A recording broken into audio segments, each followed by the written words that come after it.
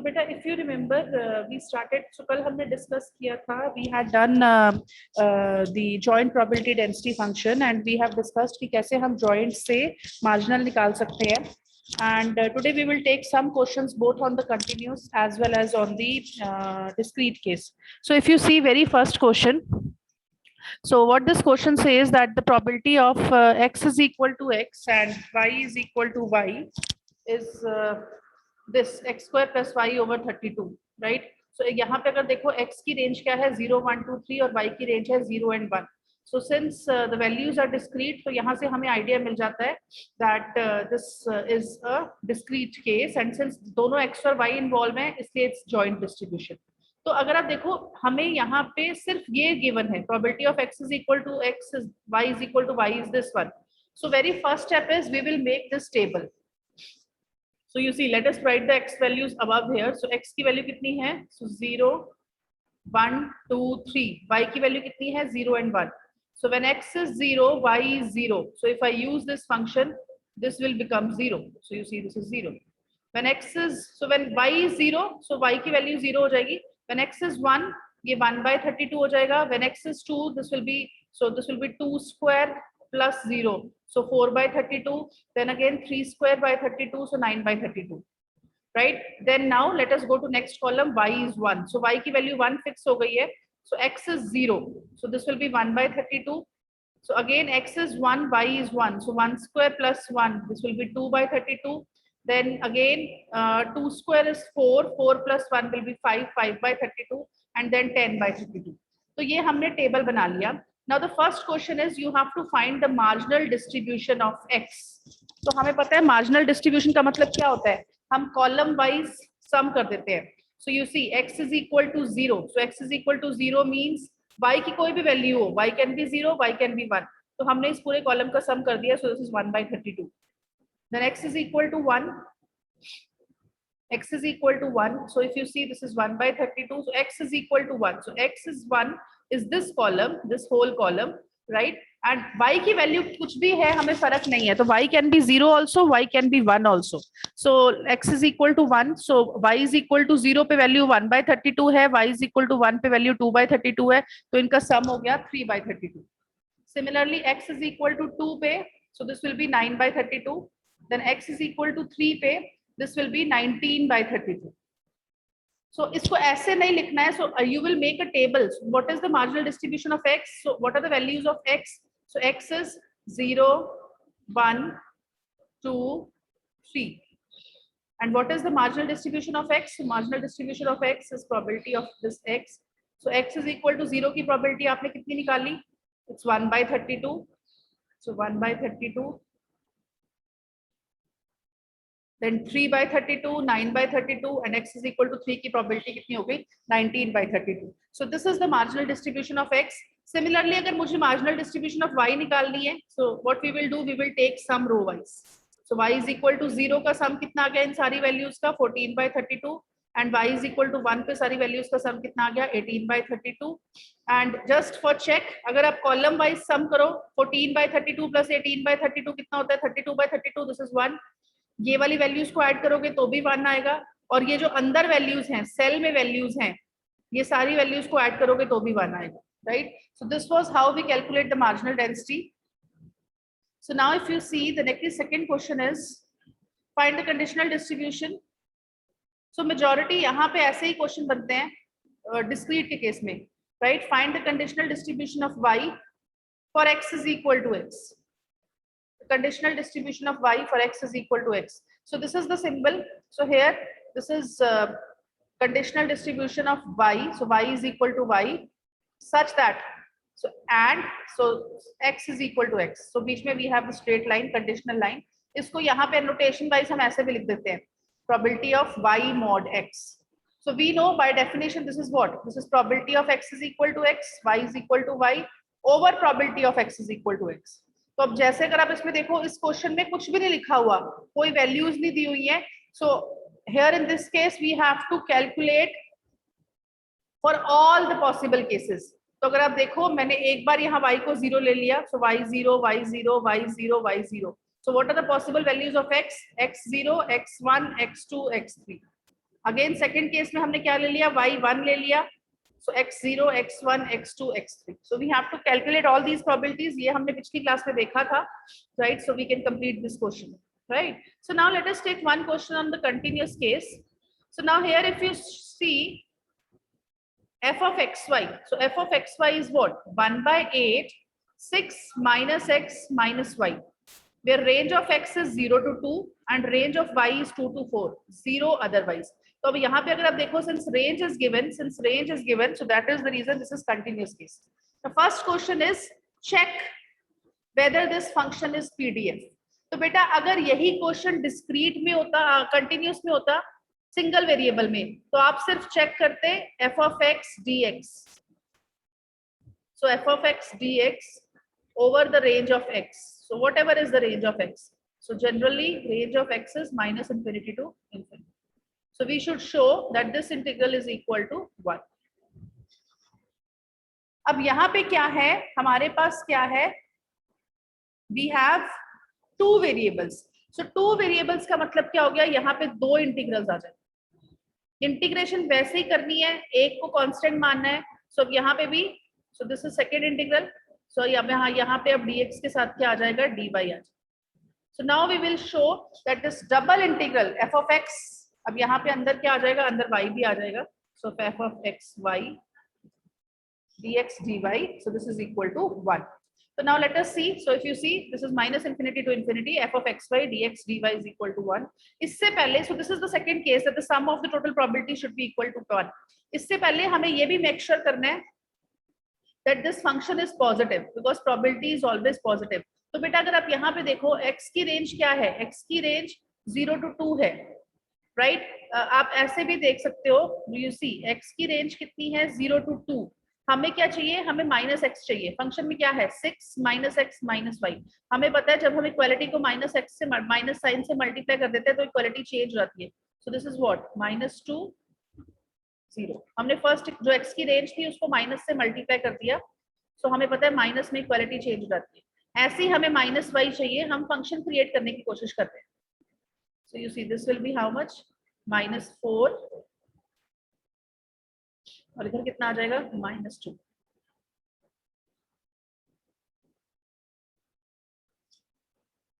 So let us add both these equations. So what we get, -x minus y, this is greater than or equal to -6, this is less than or equal to -2. हमें क्या चाहिए, 6 minus, so let us add 6 on both the sides. So 6 minus x minus y. So अगर आप इधर 6 add करोगे तो 6 minus 6 will be 0, and here 6 minus 2 will be 4. And last हमें 1/8 चाहिए, तो हमने इस पूरी को 8 से डिवाइड कर दिया. So 0/8 will be 8, and if you see 4/8 is 1/2. So if you see this function, now what is this function? This function is nothing but f of xy. So अगर आप देखो यहाँ पे हमने मेक श्योर कर दिया है that f of xy is always greater than or equal to 0, और moreover यहाँ पे हमें इसकी अपर रेंज भी मिल रही है, that is 1/2. So first property is clearly true that this function is positive. So f of x should be greater than or equal to 0 single case में, double के case में f of xy should be greater than or equal to 0. So now let us go to the second part. So where we have to show, so f of xy is always positive. So f of xy is always positive. So now here if you see, अब हमें चाहिए total integration. तो अब देखो x की general limit तो होती है -∞ to ∞, बट इस क्वेश्चन में अगर आप देखो हमें x की लिमिट कितनी गिवन है, x is only defined in the range 0 to 2, बाकी सारी रेंज में वो 0 है, सो 0 otherwise. So it means -∞ to ∞ की बजाय जैसे ही हम फंक्शन पुट करेंगे, सो 1/8 6 minus xy dy dx. देखो अगर आप पहले dy लिख रहे हो तो पहले y की लिमिट्स आएंगी, अगर आप dx लिख रहे हो तो पहले x की लिमिट्स आएंगी.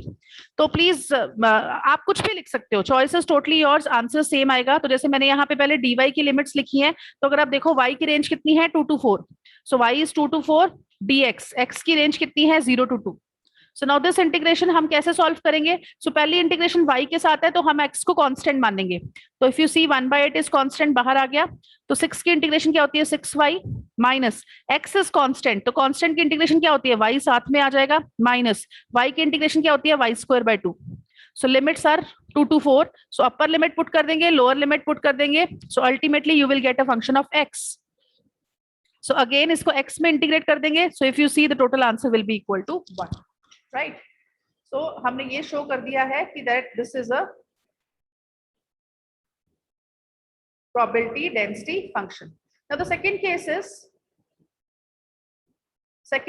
is you have to find the probability that x is greater than less than 1 and y is less than 3. तो बेटा यहाँ पे कंडीशनल नहीं है, नीचे कुछ नहीं है, मॉड में कुछ नहीं है, सो ये सिंपल इंटीग्रेशन वाला क्वेश्चन है। अगर यही क्वेश्चन डिस्क्रीट में होता तो मैं क्या करती, जो जो केस इस प्रोबेबिलिटी को सेटिस्फाई करते हैं उनको मैं ऐड कर देती, बट यहाँ पे क्या है, सिंस कंटिन्यूअस केस है तो हम ऐड नहीं करेंगे, हम इंटीग्रेट करेंगे। तो अब अगर आप देखो क्वेश्चन में एक्स की रेंज कितनी थी, एक्स की रेंज थी 0 to just let me check, so x की रेंज थी 0 to 4 और I believe 0 to 2, yes, y की रेंज थी 2 to 4, तो x की रेंज क्वेश्चन में थी 0 to 2। सो हमें पता है जब भी मुझे प्रोबेबिलिटी निकालनी होती है, अगर मुझे प्रोबेबिलिटी निकालनी होती है किसी भी a to b में, so I want to find this probability that x lies between a to b, so I know what is this probability. So this probability is integration a to b f of x dx. तो हमें पता है single variable के case में this was happening, but in case हमारे पास दो variables आ गए, तो अब हमारे पास x की रेंज तो हो गई a to b और y की रेंज हो गई c to d। तो अब हम क्या कर देंगे, we will do double integration. So we will do double integration. तो अब यहाँ पे क्या आ जाएगा, एक और इंटीग्रल आ जाएगा c to d। अब यहाँ पे मेरा जॉइंट फंक्शन आ जाएगा dx और यहाँ पे dy। तो अगर आप देखो पहले मैंने x dx लिखा है इसलिए मैंने x की लिमिट्स डाल दी, फिर मैंने dy लिखा है मैंने y की लिमिट्स डाल दी। आप उल्टा भी लिख सकते थे, बस लिमिट्स का ध्यान रखना है। तो if you see in this question, so f of xy dy dx। अब अगर आप देखो क्वेश्चन में y की लिमिट्स क्या थी, y की लिमिट्स थी 2 to 4, क्वेश्चन में y की लिमिट्स थी 2 to 4, 2 to 4। बट अगर आप देखो इस क्वेश्चन में हमें क्या दिया हुआ है, इस पार्ट में y should be less than 3। तो कंटिन्यूस के केस में इक्वल टू हो या नॉट इक्वल टू हो कोई फर्क नहीं पड़ता, तो इस केस में y should be less than 3, हमें 3 के आगे नहीं जाना है। For this question this part y की लिमिट्स कितनी बन जाएंगी 2 to 3, 2 to 4 नहीं लेंगे 2 to 3 लेंगे। ऐसे ही x की वैसे लिमिट्स क्या थी 0 to 2, बट हमें इस पार्ट के लिए कितना दिया हुआ है 0 to 1, तो हमने x की लिमिट्स क्या ले ली 0 to 1। So rest is a simple integration two variables में, right, you can solve and get the answer. अच्छा एक और चीज, अब देखो दिस इज प्रोबेबिलिटी, आप प्रोबेबिलिटी निकाल रहे हो, so हमें पता है probability is always a number less than 1, right? So always the question will be, answer will be what, answer will be this number, so a constant number will be the answer। अगर आपको function of x मिल रहा है या आपको function of y मिल रहा है, so it means आपने कुछ गलत किया है, right? Okay, so before okay, next part में मैंने वो डिस्कस किया हुआ है, ठीक है, let me do, so next part if you see, कई बार ऐसी चीजें भी होती हैं, so these type of questions are important। if you see what is the second part, you have to find the probability that x plus y is less than 3। बेटा अगर आपको याद हो जब आपके पास ऐसे क्वेश्चंस होते थे x plus y less than 3, right, what we do we generally plot this. आपको बेसिकली पता है कि जब आपको x lies between a to b and y lies between c to d है, तो आपको उस रीजन में इंटीग्रेशन कर देनी है। सो a to b c to d f of xy dx dy। अब यहाँ पे मेरे को रीजन नहीं दिख रहा, मुझे रेंज दी है x plus y less than 3, तो हम क्या करेंगे पहले रीजन निकालेंगे। So if you see in this question, so we know, so हमारी हम ये जो लाइन है हमें क्या रीजन निकालना है, हमें प्रोबेबिलिटी निकालनी है x plus y less than 3। तो हम क्या करेंगे पहले इक्वालिटी ले लेंगे, let us plot this line x plus y equal to 3। so कैसे प्लॉट करेंगे, एक बार y को 0 ले लो, जब जैसे आपने y को 0 लिया x is 3, जैसे ही आपने x को 0 लिया y is 3। so you see this is this line।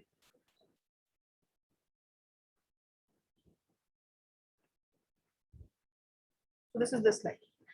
अब हमें क्या चाहिए, this should be less than 3। तो बेटा लेस देन 3 का मतलब क्या हुआ, लेस देन 3 का मतलब ये हुआ कि आप एक जस्ट चेक करने के लिए आप क्या करो, ओरिजिन ले लो। ओरिजिन हम इसलिए लेते हैं बिकॉज ओरिजिन में एक्स और वाई दोनों जीरो हो जाते हैं, चेकिंग इजी हो जाती है। Otherwise you can take any point. तो इस केस में लेट अस टेक 0 0। अगर मैं x को 0 पुट कर दूं और y को 0 पुट कर दूं तो answer is 0। x plus y का आंसर कितना आता है, 0। And we know 0 is less than 3। तो इसका मतलब क्या हुआ, ओरिजिन इस इक्वेशन को सेटिस्फाई करता है, x plus y less than 3। तो अगर मैं x को 0 पुट कर रही हूँ, y को 0 पुट कर रही हूँ, तो 0 इज लेस देन 3। इसका मतलब ओरिजिन इसको सेटिस्फाई करता है, तो मींस ओरिजिन रीजन में आएगा। इट मींस रीजन ये सारा हो गया, बिकॉज ओरिजिन रीजन में आएगा। I mean ये नेगेटिव पोर्शन भी है, so this whole x plus y less than 3। So देखिए नीचे वाला पोर्शन हो गया। बट अगर आप देखो, अब ये तो मिल गई हमें x प्लस वाई वाली लाइन। अब क्वेश्चन में हमें क्या गिवन है, क्वेश्चन में हमें गिवन है x is positive and x lies between 0 and 2। तो हमें क्वेश्चन में जो लिमिट्स दी है उसका भी ध्यान रखना है, 0 एंड 2। x की लिमिट थी हमारी 0 and 2, yes. So say this is 0, this is say this is 1, this is 2। And दूसरा अगर आप देखो y की रेंज कितनी है, y की रेंज हमारे केस में थी 2 to 4। y की रेंज हमारे केस में थी 2 to 4। So this is 1, this is 2, this is 4। तो एक चीज तो क्लियर है, हम y को 4 नहीं लेंगे, y की अपर लिमिट तो 3 आ गई। बिकॉज अगर हम 4 लेंगे तो हम रीजन के बाहर चलेंगे। हमें एक तरह से सब कुछ ध्यान रखना है, हमें x plus y less than 3 का भी ध्यान रखना है, और हमें एक्स और वाई की जो क्वेश्चंस में रेंज दी हुई है उसका भी ध्यान रखना है, right. So now if you see I want to find this region, right. अब इससे पहले let us find the point of intersection, right, of these two. अब देखो, अब हमें now we have to find, so x की जो range है in this question, just 1 second, yes, x lies between 0 to 2, right. तो अब अगर आप देखो x की रेंज है 0 to 2। अब मूवमेंट x is 2, x की maximum value is 2। Let us find the value of 1, let us find the value of y। If you see, ये जो लाइन है आपकी रेड वाली, this is x plus Y is equal to 3।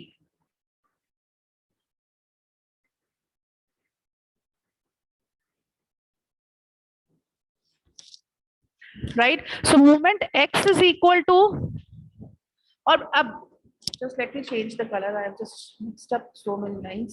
so now y की range है 2 to 4, so y की range है 2 to 4, right. अब अगर मैं 2 से इस रीजन में लाइन गिराऊं, अगर मैं 2 से इस रीजन पे लाइन गिराऊं, तो now if you see y is 2, what is the value of x is 1।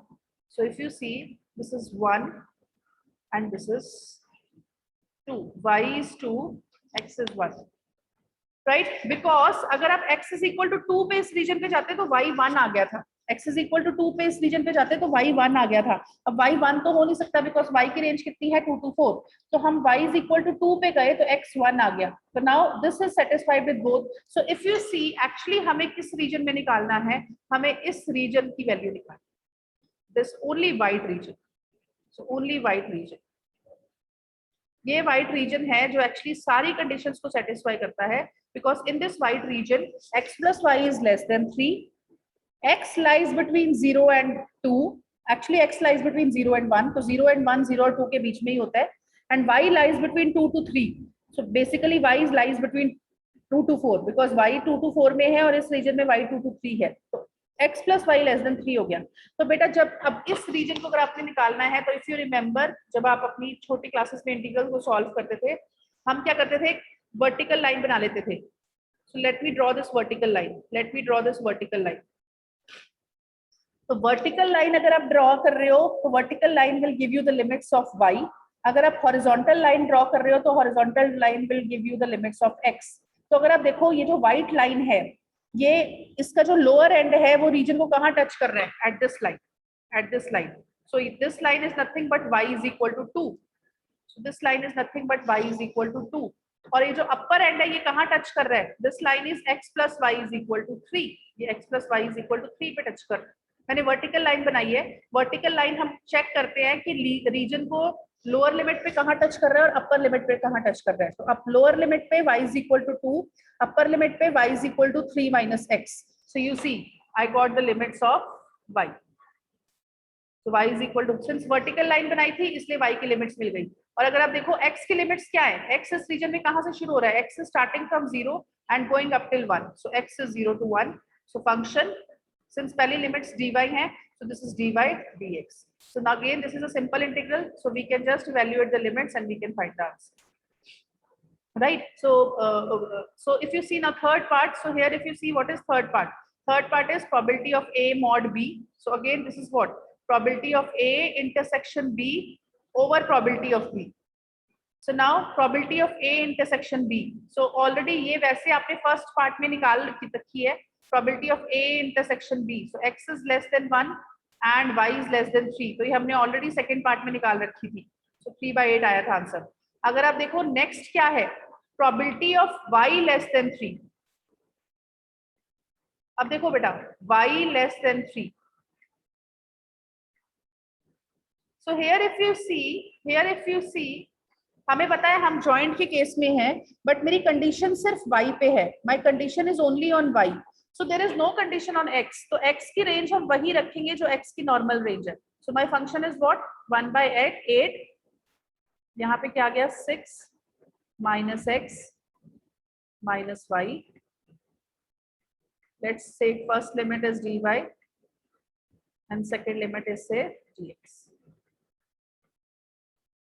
So, अगर आपको याद हो क्वेश्चन में y की लिमिट थी 2 to 4, बट इस केस में y should be less than 3, so y की लिमिट कितनी हो जाएगी 2 to 3। अब x पे कोई रिस्ट्रिक्शन नहीं है, only y should be less than 3, तो हमें पता है x की लिमिट कितनी थी, x की लिमिट थी 0 to 2, so that's it, right? So just this integration so we can solve and we can get the answer, right?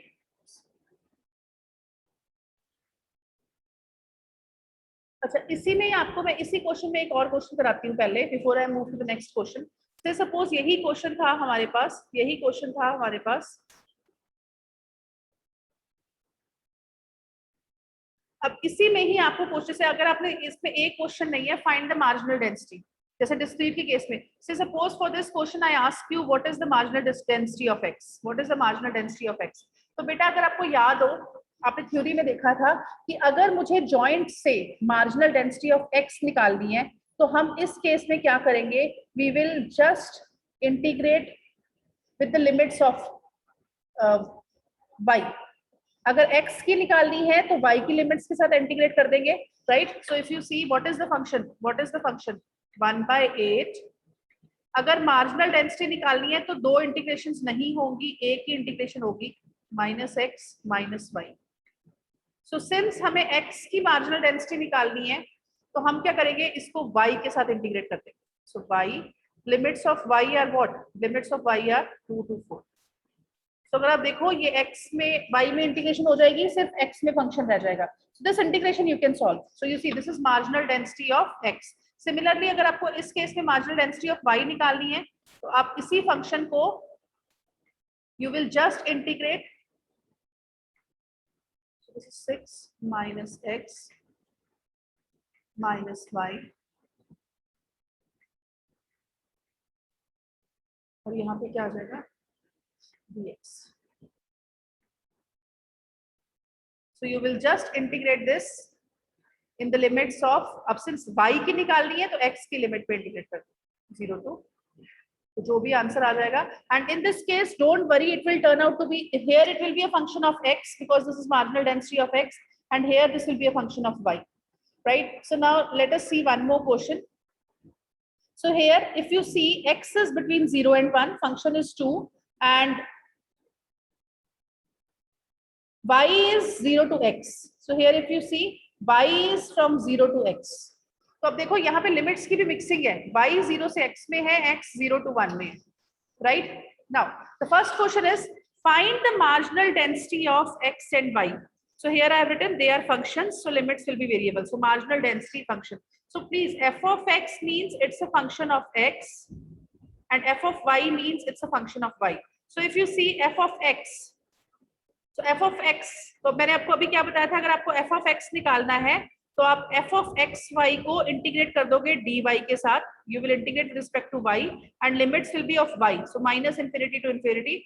And just since integration का कोई आंसर आएगा हम ऐसे लिख देते हैं 0 x square. So if you don't write then also there is no problem. So this is minus infinity to infinity f of xy को हम y की लिमिट्स में इंटीग्रेट कर देंगे. So in this question what is f of xy? F of xy is 2 and what are the limits of y? Y is from 0 to x. So y is from 0 to x dy. So अगर आप इसको integrate करोगे तो 2 की 2 y आ जाएगा, तो जब आप अपर लिमिट पुट करोगे तो x, लोअर लिमिट पुट करोगे तो 0. So x minus 0 is 0.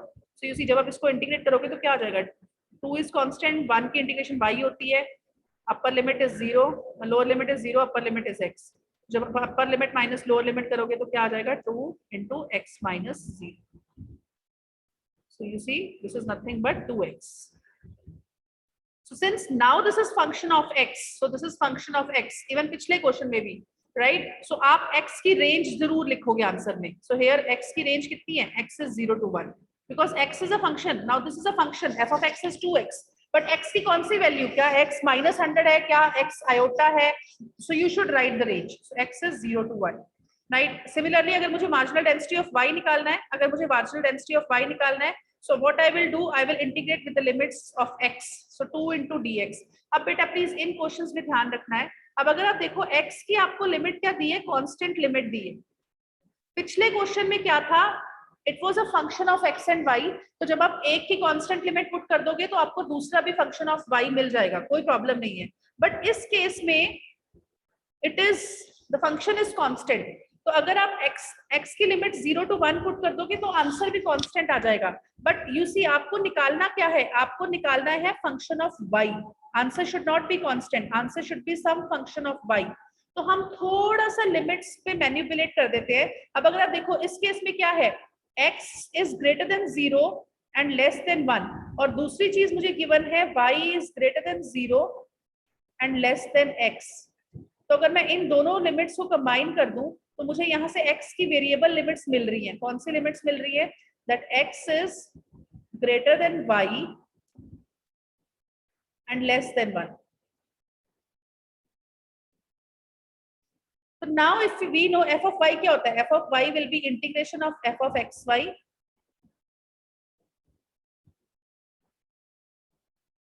dx. तो अब मैं यहाँ पे आपको हिंट दे रही हूँ कैसे आपको पता लगेगा कि क्वेश्चन में आपको वेरिएबल लिमिट्स लेके आनी है या नहीं लेके आनी. तो बेटा सिंस यहाँ पे function is constant, function is 2, तो अगर आप सीधा यहाँ 2, so this is what 2, so x की लिमिट्स यहाँ पे कितनी आएगी, x की रेंज इज y to 1. अगर आप x की लिमिट 0 to 1 कर देते, फंक्शन भी 2 था तो आंसर भी कांस्टेंट 2 आ जाता. No, f of y has to be function of y. So this is the reason intelligently हमें लिमिट्स में y लेके आना पड़ेगा, तो हम यहाँ से ले आएंगे. So this is fine. So इसको जब इंटीग्रेट करोगे तो 2 into 1 minus y आ जाएगा, और y की रेंज हमें पता क्या है. So अब यहाँ पे हम y की फिक्स रेंज देंगे. So अगर हम देखो, so if you see y is between 0 and x, and हमें पता है x is less than 1, so y is also less than 1. So y is greater than 0 and less than 1. तो अगर function constant हो, जो आपने पिछला एग्जांपल किया था उसमें फंक्शन कांस्टेंट नहीं था, उसमें फंक्शन में x और y आ रहा था, इसलिए हमने डायरेक्ट इंटीग्रेशन कर दी. बट यहाँ पे ऐसा नहीं है. Again now what is the second part, you have to find the conditional probability. So we have to find the conditional probability f of y mod x. So f of y mod x का मतलब क्या होता है, joint distribution. So f of probability of a intersection b, so f of y is equal to y, x is equal to x over probability of x. So probability of x को हम क्या बोलते हैं, marginal distribution of x. तो अभी आपने ये निकाला है. So now if you see this is nothing but the joint function. So f of y x, so this is nothing but what, so numerator is nothing but what, function f of xy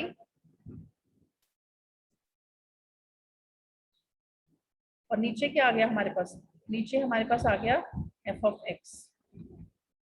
तो joint function आपको कितना given है, joint function is given to be as 2.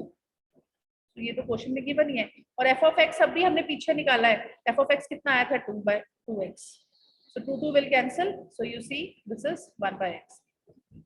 तो बेटा please यहाँ पे limits का थोड़ा ध्यान रखना है लिखते टाइम, राइट. सो ऐसे क्वेश्चंस इजी होते हैं बट थोड़ा सा लिमिट्स का ध्यान रखते हैं. तो if you see y given x, so अब यहाँ पे हम मिक्स लिमिट देंगे. So this is function of y such that x has already occurred. तो अगर आप देखो आंसर x में आ रहा है, right. So this is the region हमने लिमिट्स क्या दी है, y is between 0 to x, right. y is lies between because y is dependent on x, right. So this is the reason हमने limits क्या दी है. We have given limits of y in terms of x because हम क्या लिख रहे हैं. So probability of occurrence of y such that x has already occurred. So y is dependent on x. So हम y की limits in terms of x दे रहे हैं. So here if you see in the second part, so this is joint distribution 2 over f of y आप already निकाल चुके हो. So here if you see x is dependent on y. So probability of occurrence of x such that y has already occurred. So here we are giving the limit of x in terms of y जो हम already निकाल चुके थे. x की limit कहाँ से कहाँ है, y to 1. So now the second question is check. अब ये देखो ये वो आर्टिकल आ गया, थ्योरम आ गई. Check whether x and y are independent. तो हमने एक थ्योरम की थी कि अगर हम जॉइंट डिस्ट्रीब्यूशन को as a product of marginal densities लिख सकते हैं, then the random variables are independent. तो अगर आप देखो हम इस क्वेश्चन में हमने जॉइंट डिस्ट्रीब्यूशन निकाल ली है. So let us find their product. So what is the product of joint marginal distribution of x and marginal distribution of y? So marginal distribution of x का आंसर कितना आया था 2x. Marginal distribution of y का answer कितना आया था 2 into 1 minus y. So if you see इनका answer तो 2 नहीं है because the function was given to me as 2, but इसमें तो product of x and y आ रहा है. So you see this is not equal to the f of xy. So therefore the random variables are not independent, right. So before I stop, let me quickly complete another question.